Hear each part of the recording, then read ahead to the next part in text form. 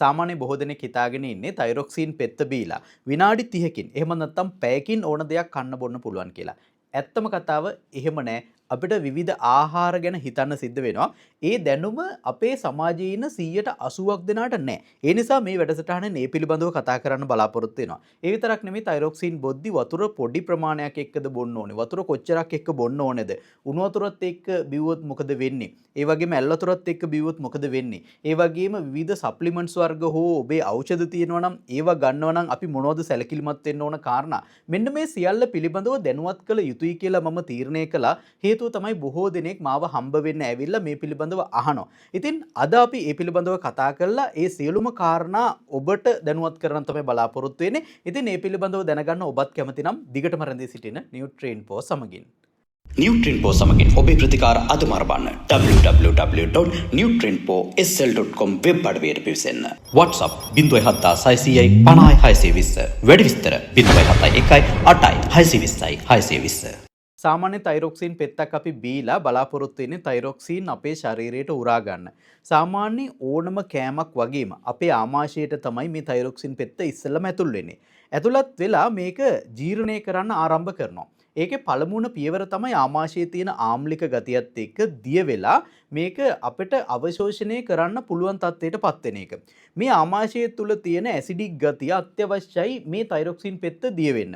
ඒ නිසා තමයි empty stomach හිස් බඩට මේක ගන්න කියලා කියන්නේ. දිය වෙලා ඊට පස්සේ මේක ගමන් කරන ආමාශයෙන් ඉවත් වෙලා කුඩාන්ත්‍රයට. කුඩාන්ත්‍රයේ මුල් කොටසේදී මේක අවශෝෂණය කරගන්නවා.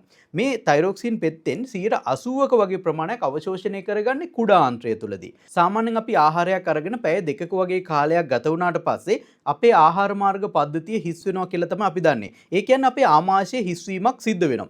නමුත් මෙතනදී අපි දැනගන්න ඕන කාරණයක් තමයි මේ තයිරොක්සින් පෙත්ත කුඩාන්ත්‍රයට ඇතුළත් වෙලා ඒක අපේ ශරීරයට, ඒ කියන්නේ අපේ රුධිරයට අවශෝෂණය කරගන්න පැය තව 2ක් 3ක් වගේ කාලයක් ගත වෙනවා. මෙන්න මේ කාලය තුල යම්කිසි ආහාරයක් ආවොත් එහෙම ඒකත් සමග අන්තර්ක්‍රියා කිරීමේ හැකියාවක් තියෙනවා. දැන් අපි පැයක කාලයකට පස්සේ යම්කිසි රොටි වගේ දෙයක්, බත් වගේ දෙයක්, පාන් වගේ මොනවා හරි කෑමක් කෑවා කියමුකෝ. ඒක ප්‍රබල වශයෙන් මේකට බලපෑම් ඇති කරන්නේ නැහැ. ඒ නිසා අපිට සාමාන්‍ය කියන්න පුළුවන් උපදේශය තමයි අපි මේ පෙත්ත අරගෙන පැය භාගයක් ගියාට පස්සේ මොනවා හරි කෑමක් කෑවට කමක් නැහැ කියන කාරණේ. එතනදී අපි සැලකිලිමත් වෙන්න ඕනේ විශේෂයෙන්ම කැල්සියම් ඉතා බහුලව තියෙන ආහාරයක් හෝ විශේෂයෙන්ම කිරි වගේ ආහාර, එහෙම නැත්නම් යෝගට් වගේ දෙයක්, මුදෝපු කිරි වගේ දෙයක් ඔබ ආහාරයට ගන්නවා නම් ඒකේ තියෙන අධික කැල්සියම් ප්‍රමාණය නිසා ගැටලුවක් ඇති වෙනවා. ඒ වගේ දෙයක් ගත්තොත් එහෙම අර ඉක්මනින්ම ආමාශයෙන් ඉවත් වෙලා යනවා. දැන් සාමාන්‍යයෙන් අපි අර බර ආහාරයක් ගන්නවා වගේ නෙමෙයි ආමාශය තුල ගොඩක් වෙලා තියාගන්නේ නැහැ. මේ වගේ දියරමය දෙයක් ගත්තට පස්සේ බොහෝ දෙනෙක් කරන්නේ තයිරොක්සින් පෙත්ත බීලා ඉවරලා උදේට කිරි එකක් බොනවා. පැය භාගයකින් කිරි එකක් බිව්වට පස්සේ සිද්ධ වෙන කාරණේ දැන් ඔබට පැහැදිලි වෙනවා ඇති. ඒ කැල්සියම් බහුලව තියෙන නිසා ඒ කැල්සියම් ගමන් කරනවා අපේ කුඩාන්ත්‍රයට. කුඩාන්ත්‍රය තුලදී කීලේෂන් කියලා කියන්නේ ඒක අර අංශුත් එක්ක බැඳෙනවා. ඒ කියන්නේ විශේෂයෙන්ම අර හෝමෝනත් එක්ක මේ කැල්සියම් තදින් බැඳෙනවා. එහෙම බැඳුනට පස්සේ අපේ ශරීරයට මේවා උරා ගන්නේ නැති වෙලා අපේ මල පහ සමග පිට වෙලා යනවා. ඉතින් අපි මුදල් වියදම් කරලා බොන තයිරොක්සින් අපේ ශරීරයට උරා ගන්නේ නැතුව ඉවත් වෙලා යන මේක හේතුවක් වෙනවා. ඉතින් මෙන්න මේ කාරණේ නිසා ඔබ මේ කිරි වගේ දෙයක් එහෙම නැත්නම් කැල්සියම් අධිකව අන්තර්ගත වන ආහාරයක් ගන්නවා නම් තයිරොක්සින් පෙත්ත බීලා පැය 4ක්වත් ඉන්න ඕනේ. ඉතින් ඇත්ත වශයෙන්ම ප්‍රායෝගිකව මේක ඔබ කරනවද කියලා බලන්න ඕනේ. එහෙම කරන්නේ නැහැ කියන එකේ තේරුම තමයි ඔබ ගන්න තයිරොක්සින් ඔබේ ශරීරයට අවශෝෂණය කරගන්න ඉඩ සලස්වන්නේ නැතුව වැඩි ප්‍රමාණයක් ඔබේ මල පහ සමග පිට කරලා දානවා කියන කාරණේ. ඉතින් ඒත් එක්කම කියන්න ඕන දෙයක් තමයි අපි කැල්සියම් පෙති සමහර අවස්ථාවල ගන්නවා. යකඩ පෙති සමහර අවස්ථාවල ගන්නවා. මේ යකඩ පෙති කැල්සියම් පෙති වගේ දේවලුත් මේ විදිහට ක්‍රියාත්මක වෙනවා. ඒ නිසා ඔබ තයිරොක්සින් පෙත්ත බීලා පැය 4ක් යනකම් යකඩ පෙති හෝ එහෙම නැත්නම් කැල්සියම් පෙති කිසිම අවස්ථාවක ගන්න එපා. ඉතින් ඒ වගේම කියන්න ඕන දෙයක් තමයි ඔබ ગેස්ට්‍රයිටිස් සඳහා යම්කිසි ඖෂධයක් පාවිච්චි කරනවා නම් ඇන්ටැසිඩ් වගේ දේවල් පාවිච්චි කරනවා නම් ඒවත් ඔබ පැය 7කට පස්සේ තමයි ගන්න ඕනේ. එහෙම නැති වුණොත් ඔබේ ශරීරයට මේ ගන්න තයිරොක්සින් අවශෝෂණය කරන්නේ නැහැ. ඉතින් සාමාන්‍ය අපි ආහාර වේලක් ගද්දී ඒ ආහාර වේලේ යම්කිසි ප්‍රමාණයක් කැල්සියම් තියෙන්න පුළුවන්. ඉතින් මෙන්න මේ කාරණේ ඔබට හිතෙන්නේ නැතිනේ.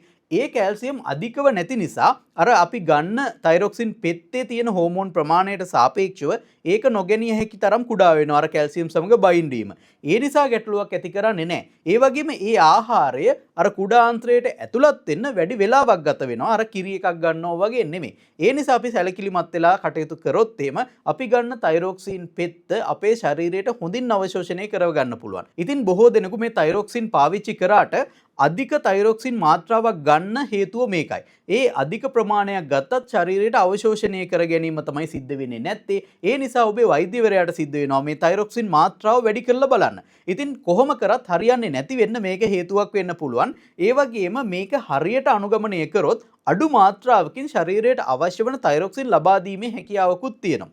ඒ වගේම තවත් කාරණයක් සමහර අය මේ තයිරොක්සින් ශීතකරණය ගබඩා කරලා තියෙනවා. ශීතකරණයක ගබඩා කිරීම හෝ එහෙම නැත්නම් අවුවේ තියලා තියෙනවා නම් ඒ කියන්නේ අවුව වැටෙන තැනක මේක තියලා තියෙනවා නම් ඒකේ ගුණහානි වෙන්න පුළුවන්. තයිරොක්සින් කියලා කියන්නේ හෝමෝන් එකක්. මේක ආලෝකයට ඒ කියන්නේ අවුවට උෂ්ණත්වයට සංවේදී. එහෙම වුණොත් මේක විනාශ වෙන්න පුළුවන්. ඒ වගේම තවත් කාරණයක් තමයි මේ තයිරොක්සින් බොන්න ඕනේ කොහොමද? උණු වතුරත් එක්කද, ඇල් වතුරත් එක්කද, කූල් වතුරත් එක්කද කියලා බොහෝ දෙනෙක් අහනවා.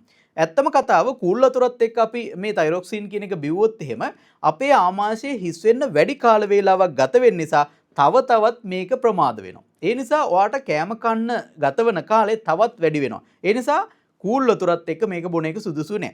ඊළඟට සාමාන්‍ය කාමර උෂ්ණත්වයේ වතුරත් එක්ක අපිට මේක බොන්න පුළුවන්. හොඳින් දිය වෙලා අවශෝෂණය කර ගැනීම සිද්ධ වෙනවා. ඒ වගේම උණු වතුරත් එක්ක බිව්වොත් එහෙම අධික රස්නය තියෙන උණු වතුරෙන් බිව්වොත් මේකේ හෝමෝන අක්‍රිය වෙන්න මේක හේතුවක් වෙන්න පුළුවන් නිසා මද රස්නේ උණු වතුර පාවිච්චි කරොත් අර අවශෝෂණය පහසු වෙනවා. අපේ ආහාර මාර්ග පද්ධතියට අවශ්‍ය විදිහට ඒක සැකසෙනවා. ඒ කියන්නේ අඩු රස්නය සහිත ජලය අපිට පාවිච්චි කරන්න පුළුවන්. ඊටාම අඩු වතුර ප්‍රමාණයක් පාවිච්චි කරලා මේ බෙහෙත් පෙත්ත බොන අය ඉන්නවා. මේ වතුර උගුරක් විතරක් අරගෙන බොන අය ඉන්නවා. ඒක වැරදි මතයක්. ඒ අඩු වතුර ප්‍රමාණයක් පාවිච්චි කරාම මේ තයිරොක්සින් පෙත්ත උගුරේ ගැටිලා තුවාල ඇති වෙන්නත් පුළුවන්. ඒ වගේම ඒක හරියට දිය වෙන්නේ නැති වෙලා ගැටලු ඇති වෙන්න පුළුවන්. ඉතින් ඒ නිසා හොඳින් දිය වෙලා අවශෝෂණය කරගන්න වඩාත්ම සුදුසු වෙන්නේ වතුර මිලිලීටර 200ක් විතර. ඒ කියන්නේ වතුර වීදුරුවක් වගේ ප්‍රමාණයක් එක මේ තයිරොක්සින් පෙත්ත උදේ හිස් බඩට ගන්න එක. ඉතින් මේ විදිහට ගත්තාම කිසිම ගැටලුවක් ඇති වෙන්නේ නැහැ. ඔබේ ශරීරයට අවශෝෂණය කිරීමත් නිසි පරිදි සිද්ධ වෙනවා.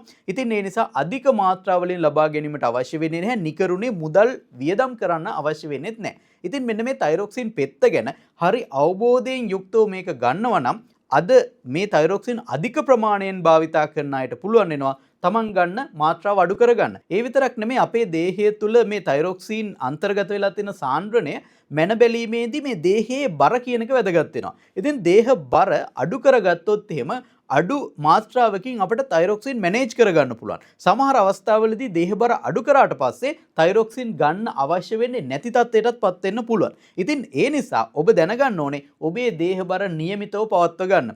අධික තරබාරු තත්ත්වයටපත් වුණාට පස්සේ තයිරොක්සින් අඩුවීමේ සම්භාවිතාවය වැඩි වෙනවා. ඉතින් ඒ නිසා ඔබ අනිවාර්යයෙන්ම දේහ බර ගැනත් හිතන්න ඕනේ. ඒ වගේම බොහෝ දෙනෙක් අහන ප්‍රශ්නයක් තමයි මේ ගෝවා, රාබු, නෝකොල් වගේ ආහාර ගන්න එක තයිරොක්සින් වලට බලපාන්නේ කොහොමද කියලා. මේ කාරණය ගැන අපි මීට කලින් කතා කරලා තියෙන නිසා මේ වැඩසටහනෙන් මේ පිළිබඳව කතා කරන්නේ නැහැ. ඒකට අදාළ link එක පහළ description එකේ තියෙනවා. එහෙම නැත්නම් YouTube එකට ගිහිල්ලා Nutrinfo Thyroxine කියලා search එකක් දැම්මොත් අනිවාර්යයෙන්ම මේ වැඩසටහන ඔබට හඳුනා ගන්න පුළුවන් වෙයි. මේ වැඩසටහන තුලින් හොඳ දැනුමක් ඔබට ලබා ගන්න පුළුවන්. ඉතින් තයිරොක්සින් පෙත්ත පිළිබඳව යම්කිසි අවබෝධයක් ඔබ ලබා ගන්න ඇති කියලා බලාපොරොත්තු වෙනවා. ඒ වගේම මේ කාරණා ඔබේ ජීවිතයට එකතු කරගන්නයි කියලා මම බලාපොරොත්තු වෙනවා.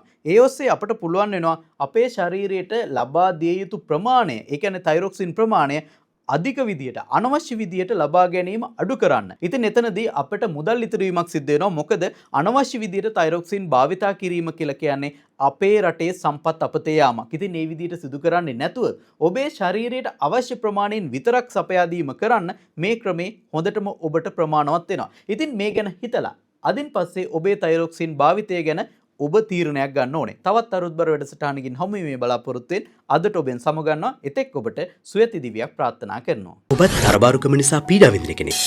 එක එක දේවල් අත්අදා බැලුවට සාර්ථකුනේ නැද්ද? බෝරින් ඩයට් ප්ලෑන් කරලා එපා වෙලාද? එහෙනම් ලංකාවේ අංක 1 Nutrinfo online weight management clinic එකට අදම ජොයින් වෙන්න.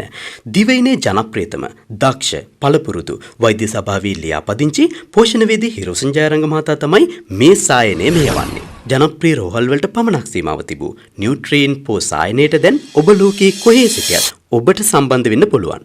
පළමු සතියේ සිටම ප්‍රතිඵල අත්කර ගන්න. අදම ලියාපදිංචි වන්න. 07600යි 50620ට ඔබේ නම සටහන් කර WhatsApp කෙටිපණිවිඩයක් යොමු කරන්න.